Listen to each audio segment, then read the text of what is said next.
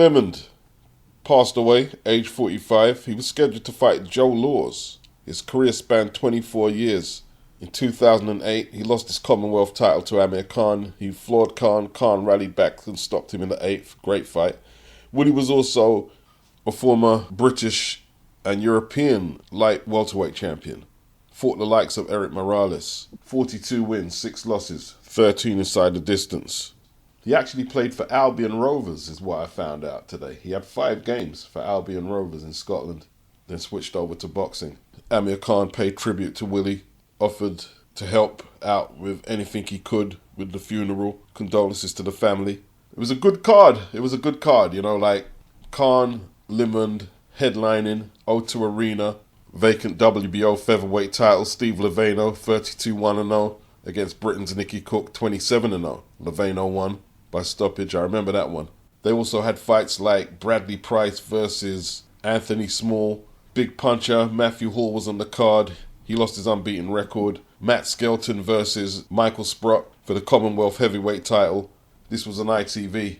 You know, like back then when cards were on terrestrial television, you'd get 2 fights. So you'd maybe get Khan, Limond and Cook versus Leveno, and that would be it. But they'd spread the fights out. So next week, on a different program, you might see Anthony Small versus Bradley Price.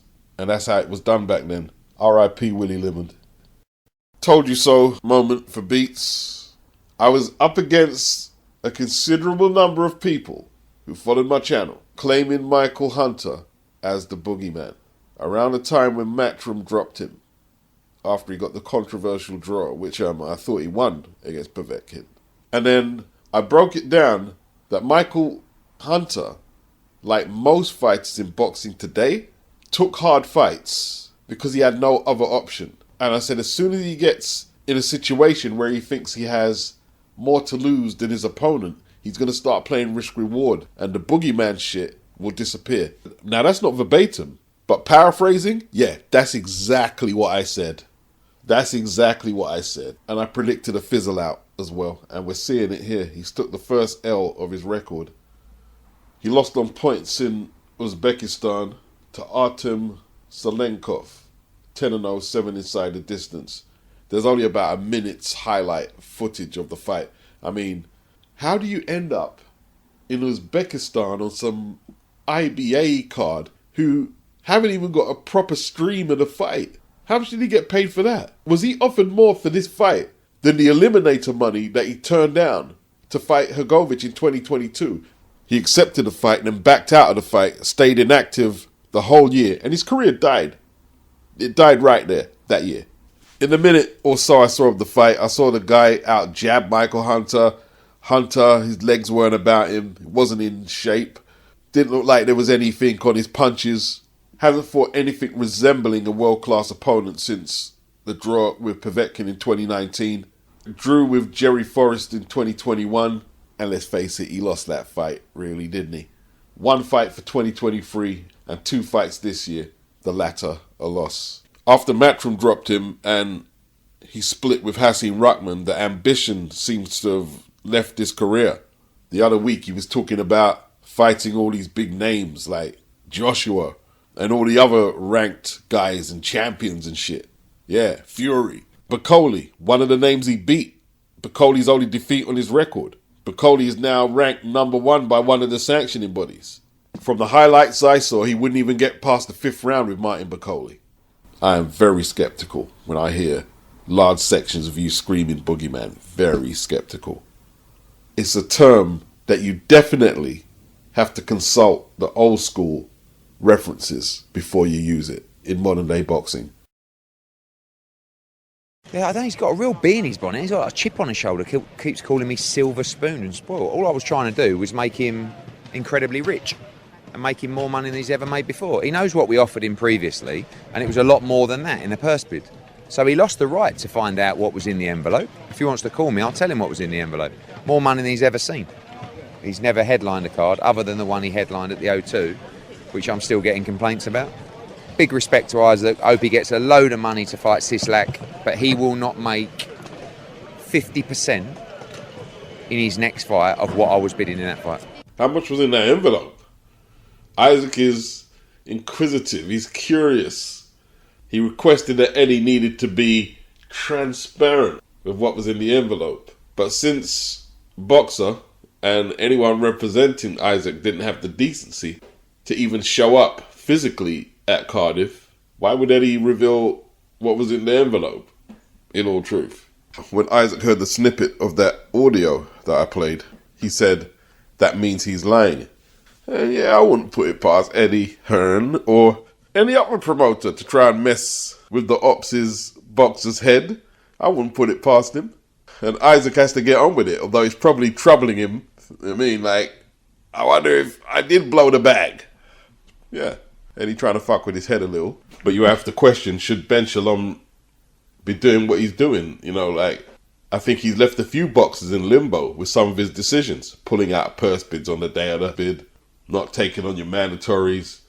Fighters must be wondering, I wonder if I could have won the fight. I wonder how much was in that purse bid. But they signed up with Ben, and if they're happy with that, and they're happy, that's all that counts. Replying to this comment, Jared is only 24. He has time to learn. Beats, you're acting like it's sink or swim. Well, I'm not acting like anything. The person you have to ask whether it's sink or swim is Jared Anderson. He knows what time it is in his career more than you do and more than I do. Another person you can ask is Bob Arum or the television networks. Are they happy with the product? Is it developing the way they would like? I don't know how his contract is structured. All I know is they don't want to pay him what they're paying him to see him fight the likes of Riyad Mihri for the rest of the year and the year after. No. And it's not like I've got some major insight that a lot of people don't have. They don't just pay you the money indefinitely. They want a return. They want to see what's coming back. They want to see the potential manifesting to, do we have a superstar? That's what they want. What about the criticism from his fellow peers? Tank Davis. Were you watching, champ? This garbage heavyweight. I turned it off. Big baby? Tank replied to the interaction, big shitty. Remember Tank said that Wilder fought like a tom girl. It's not good. People are laughing. And that forgettable fight will not increase ratings for boxing on ESPN. And that's what it's all about. I know some of you get a little short-sighted in what the expectations are, but you've got to produce ratings. You've got to produce performances. It's as simple as that. They won't keep you there indefinitely. So how much time you think he has? I'm not sure. You tell me. Last year, Arum said he was supposed to be fighting the contenders, and that's not happening. How much time do you think he's going to get? I'm not saying he's going to get dropped. I don't know. He might change it all around and become the greatest ever heavyweight. I don't know. If he was dropped, he wouldn't be the first fighter who got dropped because he wasn't producing. He wouldn't be the first, and he won't be the last. There are elements of sink or swim in it, whether you like it or not. It was you who said sink or swim. You said sink or swim. I didn't say that, but there are elements of sink or swim in all boxers' career, in all pro boxers' career who have plans of doing something. There's sink or swim. There's a time limit for you to achieve what you're supposed to achieve. I said in the week before this fight on Twitter, Jared is a young heavyweight who may need to lose to find out how much he really wants it. Maybe the person you should ask, is it sink or swim, is Jared.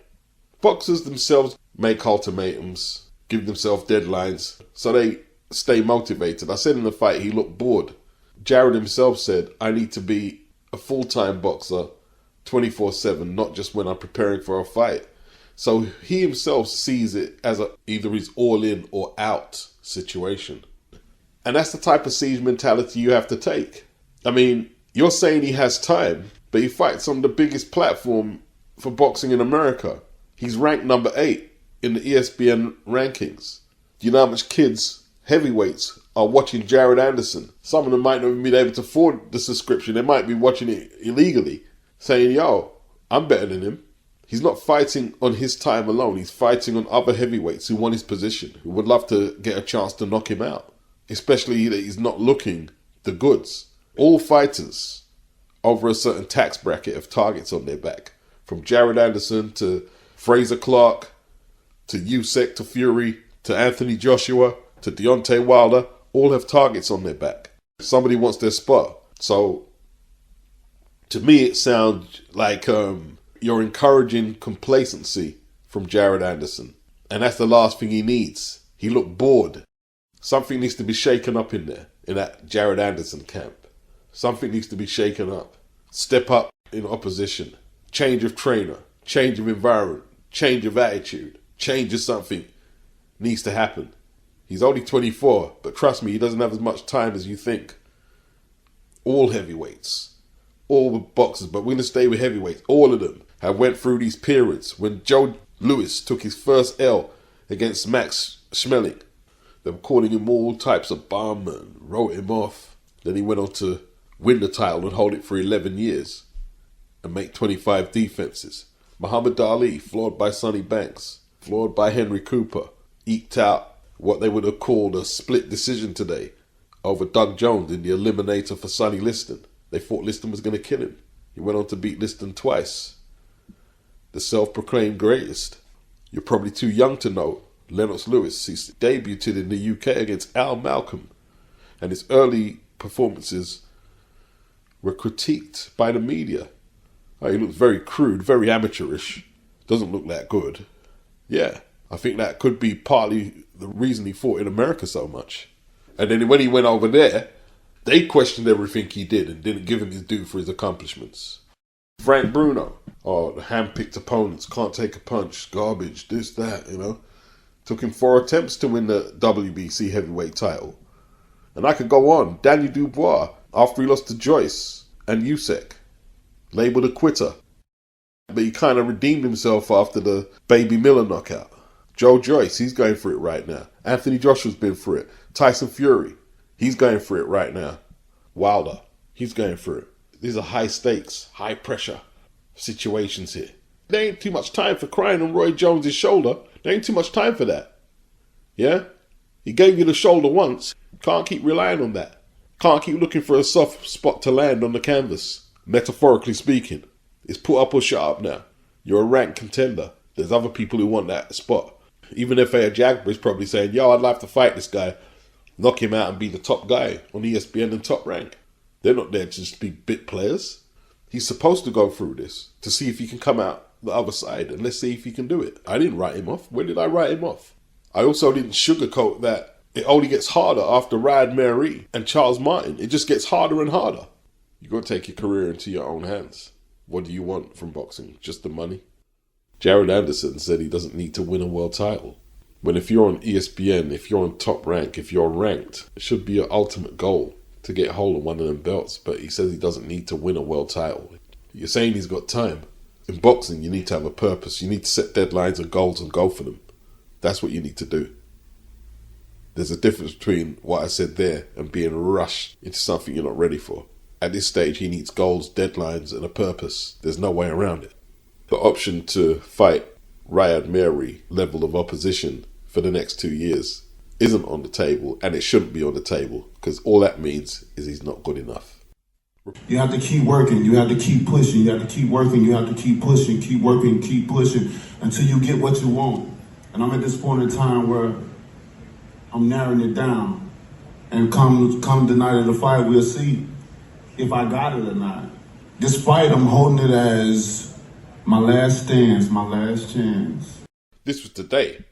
After I made this video, I'm having to edit it. This is today after. Do you hear what he's saying? I'm taking this fight as my last chance, my last stand to see if he still got it or not. He's saying if he can't win this fight here, it's over. Now, if he loses to Zhang, depending on how he loses, it might not be over. But he has to set a threshold. So he goes all out in training. All his senses have to be heightened and alerted to the task at hand and the danger he's facing. Yeah, you said I'm talking like it's a sink or swim situation? This ain't tiddlywinks, bro. That's the former WBC heavyweight champion telling you what it is. This is a kill or be killed sport. Everything I said in the video was on point, my friend. Everything. And like, all the receipts are coming out to back up what I said. This is Bob Arum today. We're looking for a heavyweight who thinks he can actually beat Jared Anderson. We need someone brave enough to get in the ring with Jared and give him a real battle. There's no one he would be reluctant to fight at this point. So they're basically reiterating everything I was saying, right? He's getting stale in there. They need to see what they have in terms of star quality. They're not going to keep paying out for Riyad Mahrez to stink the fucking place out. They want real fights. And now's the time.